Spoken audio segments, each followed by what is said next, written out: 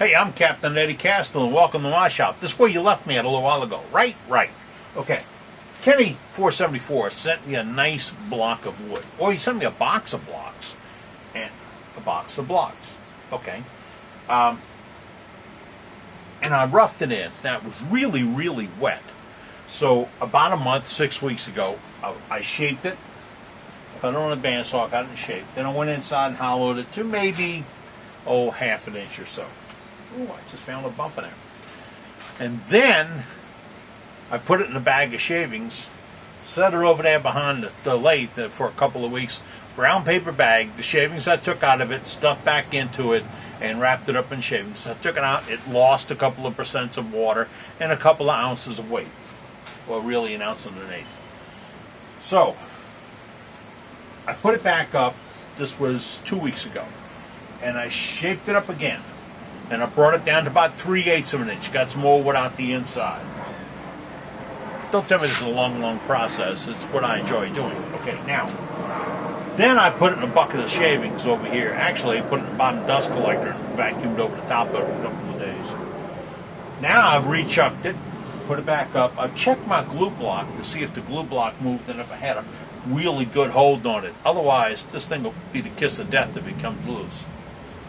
I went in today with my crook neck hollower, and that's this little rig I built.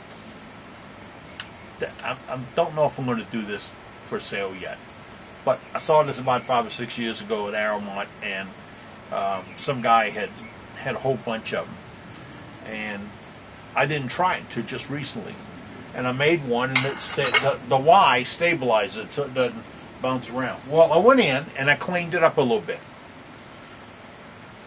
Now, it's still got a good bit of moisture content, and that's what I really want. Because now I'm going to color this piece from the inside out. You want to see? All you got to do, watch.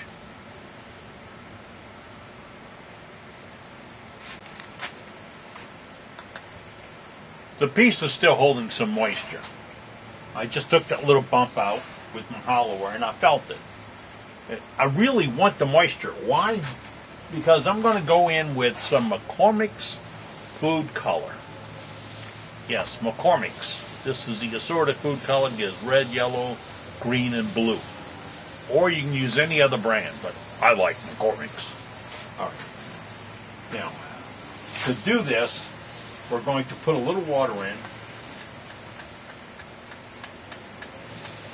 in the piece. Just a little bit of something. Then we're going to crank it up a little bit. Now, that's going to cause that water to move to the outside. Centrifugal force. And I can feel, you can see it? Got a little bit of wet, a little bit of spray, so I know that due to capillary action, I love all this technical stuff, huh? This capillary action, I am getting some bleed through. It's moving from the inside through to the out. Now, that's sort of a test. Now, if I wasn't getting any and I had to wait 5 or 6 minutes to get it through, then I know it's a little bit drier than I thought, and I'd be a little bit of game plan change. But now, this red dye number 40, which is real bad for my puppies because they all get a little skin rash from this stuff. And they put it in all the dog foods. Well, not all, but the stuff I buy. So, and oh yeah, stains your fingers. I'm going to put a couple little squirts down in here.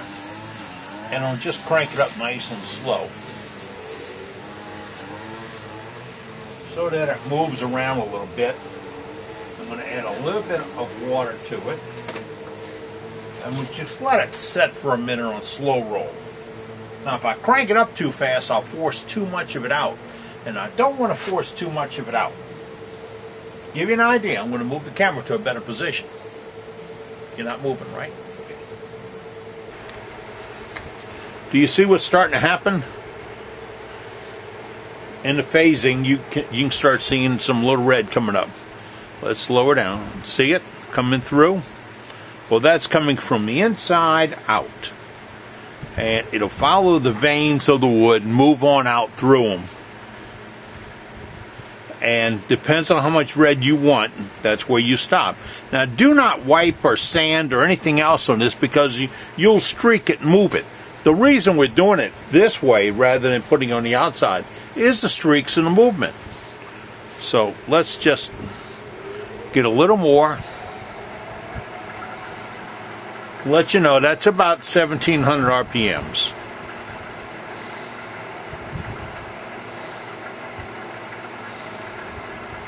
Every once in a while you want to take a peek and see if it's getting where you want it at. Yeah, you see the bleed, that's a pretty good spot, because it comes out pretty good there. We got a little bit over here following this crack, and one or two starting to pop up on the far side. If we put it up to 3000 RPMs, oh, it's starting to spray it. Yeah, that's where those funny lines in the studio come from.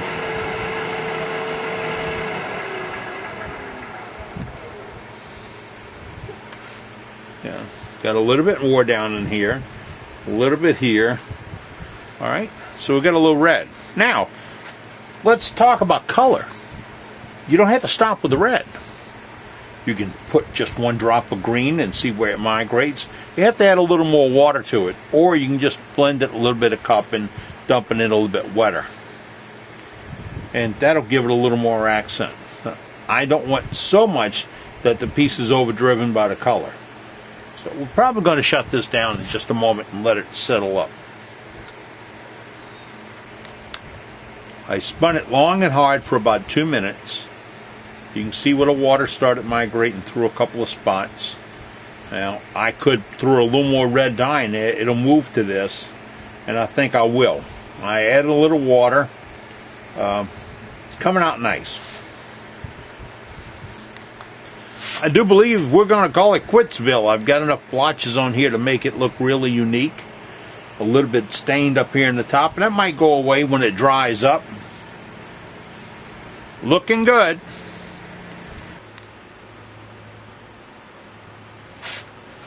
I don't often play fair. Because I can tell my grandkids, other kids go play ball, you need to go win at ball. So, I cheated a little bit, and I added a couple of drops of yellow.